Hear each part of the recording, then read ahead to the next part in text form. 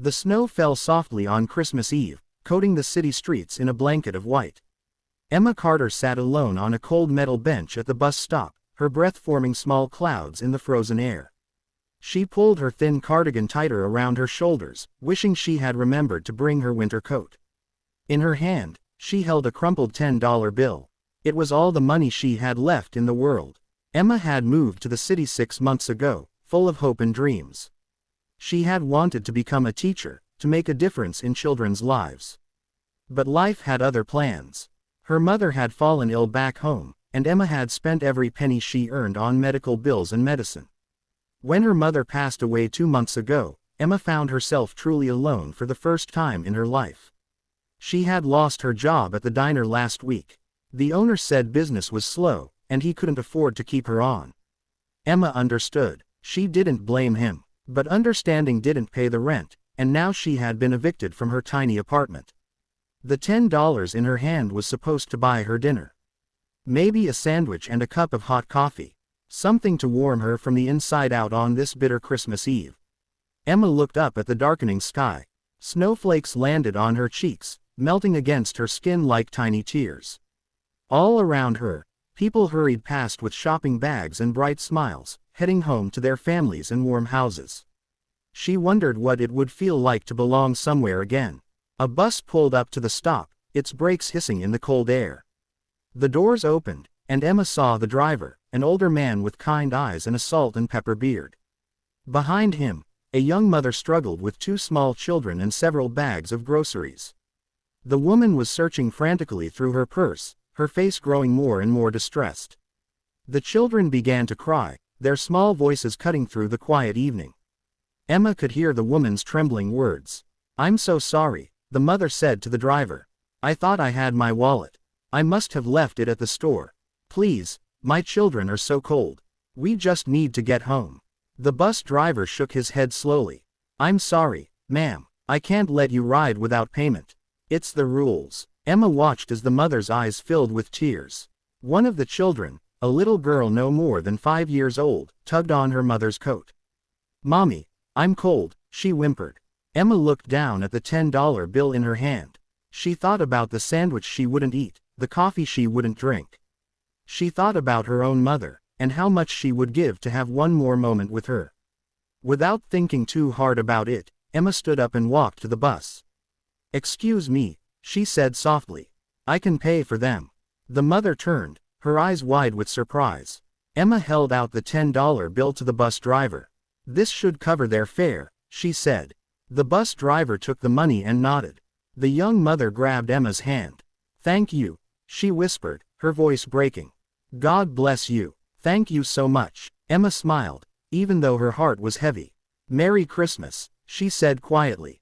She watched as the bus pulled away, carrying the mother and her children to safety and warmth. Emma sat back down on the bench, her hands empty now. The snow was falling harder, and the street was growing quieter as more and more people found their way home. Emma wasn't sure what she would do now. She had nowhere to go, no money for food, and no plan. But somehow, sitting there in the cold, she didn't regret what she had done. Some choices were bigger than logic. Some choices were about holding onto your humanity when everything else was stripped away. She was about to stand up and start walking, though she didn't know where, when she heard the sound of a car approaching. It was moving slowly through the snow, its headlights bright against the dark street. Emma looked up and felt her breath catch. A long, black limousine was pulling up to the curb, right in front of her bench. The vehicle was sleek and expensive, completely out of place in this modest neighborhood. The back door opened, and a man stepped out.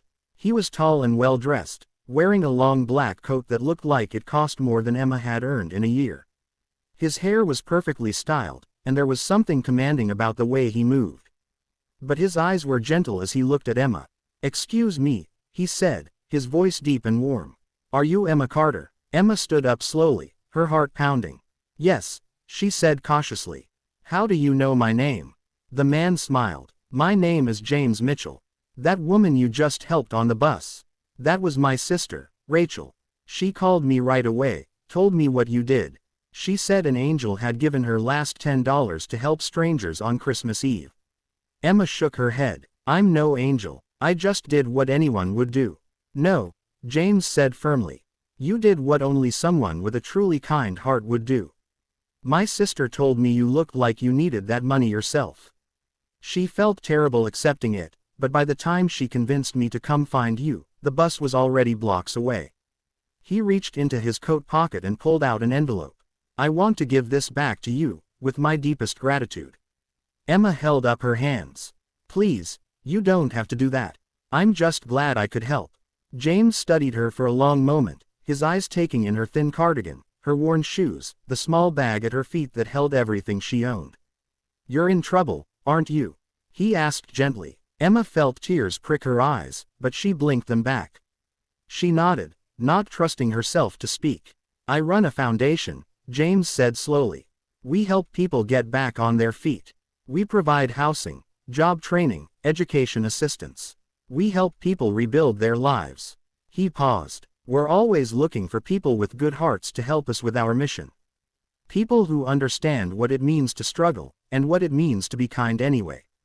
He held out the envelope again. Inside here is enough money to get you through the next few months. A hotel room for tonight, and my business card. If you're interested, come see me after Christmas. I think you might be exactly the kind of person we need.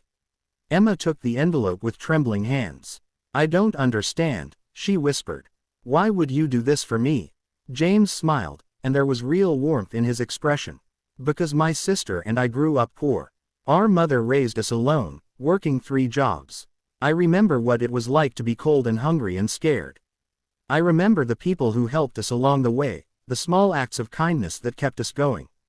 He gestured to the limousine. When I made my fortune, I promised myself I would pay that kindness forward. You reminded me tonight why that matters. He turned to get back in the car, then paused. Oh, and Emma, Merry Christmas. As the limousine pulled away, Emma stood in the falling snow, holding the envelope against her heart. She opened it carefully and found several $100 bills, and a business card with James Mitchell's name embossed in gold. But more than that, she found something she thought she had lost forever. She found hope. The snow continued to fall, soft and gentle, as Emma walked toward the warm lights of a hotel in the distance. Behind her, the empty bench sat covered in white, a silent witness to the small miracle that had unfolded on this Christmas Eve. Sometimes the smallest acts of kindness create the biggest miracles. Sometimes giving away your last $10 opens doors you never knew existed.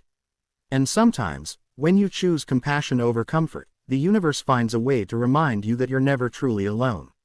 Emma smiled as she walked through the snow, her heart lighter than it had been in months. Tomorrow would bring new challenges and new opportunities. But tonight, on Christmas Eve, she had learned the most important lesson of all. The greatest gift you can give is not measured in money. It's measured in the courage to be kind, even when kindness costs you everything. And sometimes, just sometimes, that gift comes back to you 100-fold.